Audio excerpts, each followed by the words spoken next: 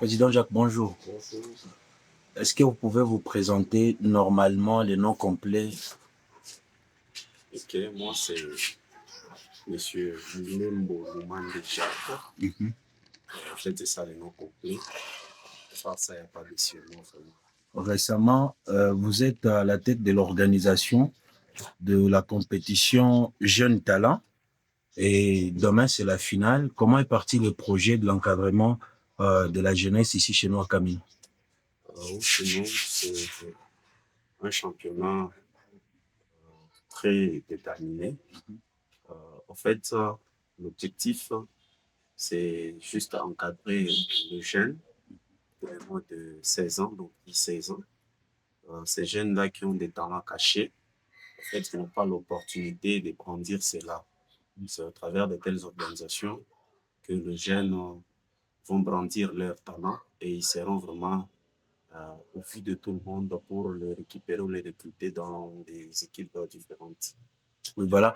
Vous n'êtes pas président d'une équipe particulière, mais vous avez organisé un tournoi avec les jeunes. Comment se passe la détection des talents? Vous allez trier les meilleurs ou bien ça sera fait de quelle manière? Pour ne pas du tout être égoïste, d'ailleurs, cela n'est pas approprié uniquement seulement chez moi. Il y a beaucoup de clubs, beaucoup de équipes ici chez nous à Camina qui ont besoin de ces jeunes talents. À chaque fois qu'ils passent au terrain, voir comment ils sont en train de prester, de donner les meilleurs d'eux-mêmes. Des fois, ils tiquent d'autres entraîneurs, d'autres encadreurs. Peu importe l'équipe, mais je sais, ils seront toujours parmi les sélectionnés au niveau recrue. Oui, dans votre parcours, vous êtes aussi passé sur l'équipe chez JSK. Aujourd'hui, quand vous comparez votre temps où vous étiez joueur et aujourd'hui, les atouts qui s'offrent à la jeunesse, comment vous analysez l'encadrement de la jeunesse aujourd'hui? Aujourd'hui, il y a des personnes qui sont souciées moins de la jeunesse, mais qui sont peu. En fait, moi, j'appelle aussi à les encourager parce que notre époque, la jeunesse ne peut pas du tout encadrer, soutenir. Il n'y avait pas de telles organisations un peu sérieuses. Voilà, aujourd'hui, nos jeunes joueurs ont quand même cette chance d'avoir des personnes à bonne volonté, au bon cœur, de vouloir organiser de tels tournois, de tels championnats pour leur permettre vraiment de les rendre visibles. Donc, c'est un peu ça aujourd'hui. L'organisation est à la ligne pour l'encadrement des jeunes. Oui, aujourd'hui, c'est la finale. Après la finale, quelles sont les autres étapes que vous allez continuer à suivre avec ces jeunes-là qui se sont démarqués? Il y aura des récompenses à donner aux meilleurs joueurs, aux meilleurs gardiens, d'autres récompenses. Comment ces joueurs-là que vous allez choisir, vous allez continuer à les encadrer? En fait, l'objectif d'abord, c'est le voir. Quand nous allons le voir se démarquer, je suis sûr et certain que si on veut faire quelque chose de mieux pour eux, il faut qu'on réserve ça en silence. En fait, nous allons le surprendre et ce qui va encore le propulser plus davantage. D'ailleurs, c'est ce qui est dans ma tête.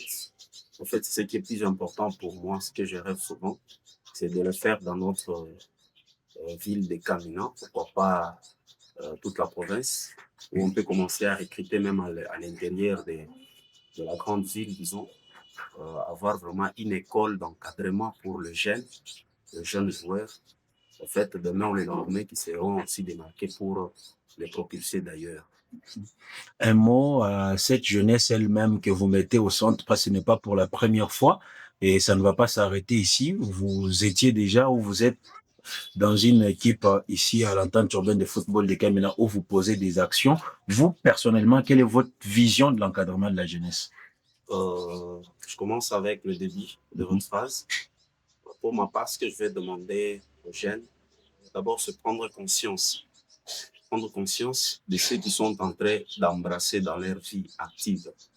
Si vous remarquez, à Camina, il y avait de grands joueurs, de jeunes talents que vous n'avez pas aidés, mais ils sont partis périr comme ça sans pour autant qu'on aille même le voir dans des grands clubs ou dans des grandes équipes à cause de l'inconscience et manque de discipline dans tout ce qu'ils sont en train d'entreprendre. Alors, à ces jeunes qui commencent, qui ont de la volonté, qui ont du talent, nous leur demandons seulement d'ajouter la conscience et la discipline.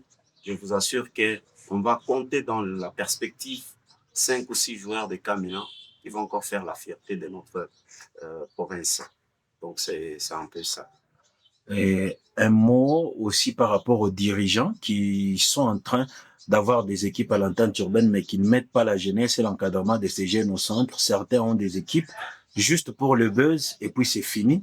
D'autres, aujourd'hui, à Kamina, quand la saison finit, on ne voit pas les équipes venir d'ailleurs pour chercher à solliciter les talents de la ville de Kamina. Qu'est-ce que vous leur demandez? Surtout de miser sur l'encadrement. En tout cas, s'ils sont focus sur l'encadrement, je vous assure, il n'y aura pas de telles tendances, des tendances politiques, des histoires pareilles. Et d'ailleurs, c'est ce qui est à la base de beaucoup de shit, non seulement ici chez nous, même d'ailleurs, on peut vous citer 5 ou 6 équipes qui ont été dirigées par de telles personnes qui cherchent le buzz ou soit de se positionner dans les affaires politiques. En fait, après avoir trouvé ce qu'il a besoin, vous allez vous rendre compte que l'équipe va rester, en tout cas, dans la baisse que vous n'avez pas été. Voilà pourquoi nous leur demandons d'être focus sur l'encadrement. Donc, c'est un peu ça. En tout cas, merci beaucoup, Président. C'est moi qui vous remercie.